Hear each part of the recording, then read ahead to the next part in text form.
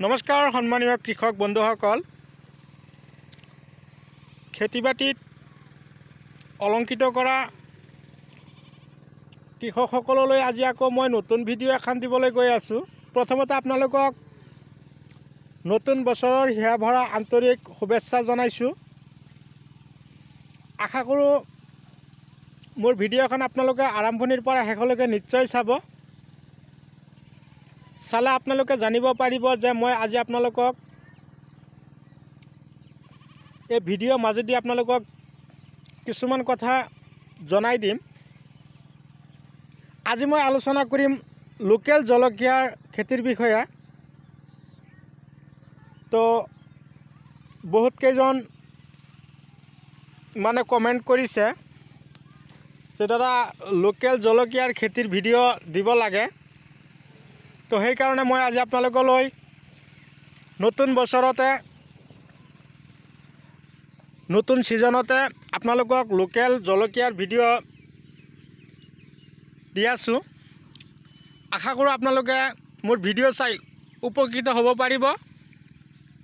খেতিখন কেনেকৈ কৰা হ'ল,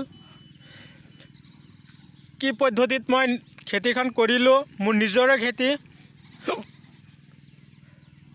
আশা কৰো আপোনালোকে মই দিয়া পৰামৰ্শ অনুযায়ী খেতি কৰিবৰ কাৰণে প্ৰস্তুতি হাতত ল'ব। এতিয়াও এই খেতি কৰিবৰ কাৰণে যথেষ্ট সময় আপোনালোকৰ হাতত আছে।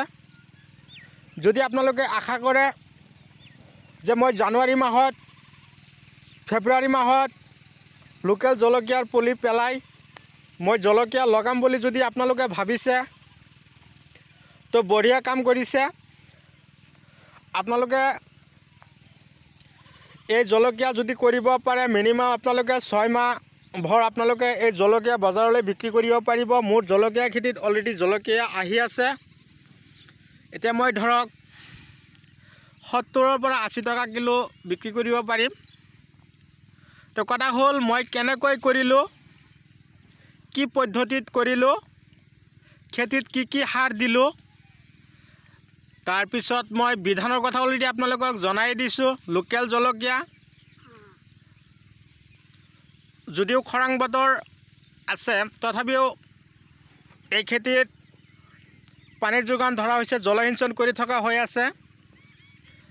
তো খেতিত ঠাণ্ডাৰ প্ৰকোপ অলপ বেছি হৈ গৈছে, তাৰ কাৰণে ভিভিষ্টিন মাৰিব লাগিব ঠাণ্ডাৰ ঔষধ। গুড়া পোকে যদি ডিষ্টাৰ্ব কৰি আছে আপোনালোকৰ খেতিত, গছৰ পাতবিলাক যদি ফুলাই দিছে বা কুকুৰা মুকুৰা লাগিছে, তাৰ কাৰণে আপোনালোকে চিনেমা নামৰ ঔষধ আছে চিনেমা, সেই ঔষধটো আপোনালোকে স্প্ৰে কৰিব। মই প্ৰথমতে কৈ দিওঁ মই প্ৰথমতে কেনেকুৱা ধৰণৰ আৰম্ভণি কৰিলো খেতি কৰিবৰ কাৰণে। মই প্ৰথমতে ইয়াত 1 গাড়ী গোবৰ দিছিলোঁ। মই বেছিখিনি মাটি কৰা নাই, অলৰেডি 3 কঠা মাটিত মই জলকীয়া কৰিছোঁ। ইয়াত গোবৰ পেলাই লৈছিলোঁ 1 গাড়ী। এই গোবৰ প্ৰথমতে মই খেতিত সিঁচিছিলোঁ। সিঁচাৰ 1 মাহ পিছত মই এই জলকীয়া পুলিখিনি লগালোঁ। ধৰক 15 দিনমান আগতে মই সিঁচি লৈছিলোঁ, 1 মাহ আগতে গোবৰ আনি থৈছিলোঁ। তাৰপিছত ধুনীয়াকৈ হাল মাৰি চহাই ধূলি মই কৰি তাৰপিছত লগাইছিলোঁ। এটা গছৰ পৰা আৰু এটা গছৰ দূৰত্ব ৰাখিছিলোঁ 18 চেণ্টিমিটাৰ, শাৰীৰ পৰা শাৰীৰ দূৰত্ব 18 চেণ্টিমিটাৰ ৰাখি কিনে মই গছখিনি লগাইছিলোঁ। তো লগোৱাৰ এসপ্তাহ পিছত মই জলসিঞ্চনৰ ব্যৱস্থা কৰিছিলোঁ, তাৰ কাৰণ খৰাং বতৰ পানী যোগান ধৰিবই লাগিব, নহ'লে গছখিনি একদম পুৰা মৰি যাবলৈ হেৰি হয় বা শিপাও কাম নকৰা হৈ যায়। লগে লগে মই যেতিয়া পানী দিছিলোঁ, পানীত দিয়াৰ একদিন পিছতে মই 5 কিলো DAP আৰু 5 কিলো ইউৰিয়া মই খেতিত সিঁচিছিলোঁ। এতিয়া গছৰ চেহেৰা ধৰণ আকৃতি ভাল হৈ আহিছে, গছত ফুল ফুলি আছে, জলকীয়াও লাগি আছে। তো কথা হ'ল আপোনালোকে যদি এনেকুৱা খেতি কৰিম বুলি ভাবিছে কোনো ধৰণৰ চিন্তাৰ কাৰণ নাই। যদি আপোনালোকে মোৰ পৰা কিবা হেল্প লাগে কমেণ্টত জনাব, মই কমেণ্ট আকাৰে আপোনালোকক জনাই দিম বা ফোন মাৰি আপোনালোকৰ লগত কথা পাতিম।